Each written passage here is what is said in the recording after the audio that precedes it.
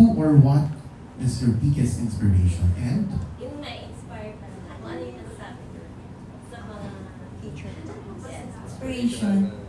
Okay. So, before talaga, it was really my dream to have a luxury store. So, ang nilook up ko is yung mga big brands sa first world country like US and Japan. So, dati nakita ko yung fashion file. Ang laki ng warehouse nila. So, sabi ko, hopefully, magkakaroon din ako ng ganito. And yung Kumeo sa Japan. And of course, Love Luxury in Dubai, in UK. So, dream ko magkaroon ng almost 2,000 yung collection nila ng Hermes eh. So, hopefully, yun. Collection ng for selling, not personal collection. Ako, may question ako sa'yo.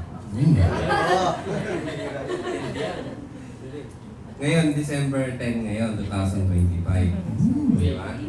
Birthday mo, i-share mo naman kung ano yung last year, yung experience natin na same day tonight. So, many of you didn't know, but today is my birthday. So last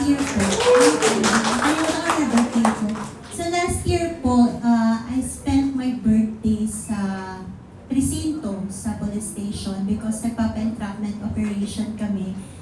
Because muntik na kaming ma-scam, almost worth 5 million. So, grabe, full circle moment, no? From last year, tapos ngayon nandito tayo sa bagong showroom ng First Reason.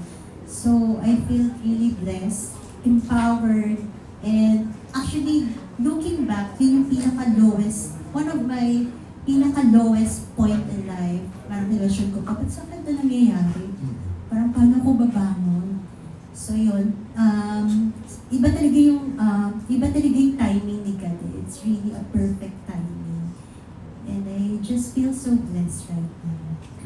Power of manifestation and of course, attraction. Law of attraction. So grabe, last year ba? Actually, last year, hindi ko i-imagine na magkukanta ako. Correct. Pwede na ba tayo? There was a plan, pero hindi ko naman in-imagine na it was this big na. Okay, Oo. talagang unexpected blessing. Unexpected blessing siya. So last year, last birthday, meron po kayong hinahanap at ipapakulong dapat. Tama po? Entrapment operation. Okay. Actually, para siyang teleserye. Kasi first time ko na magpa-entrapment eh. And, sobre, para kami nasa Batang Quiapo.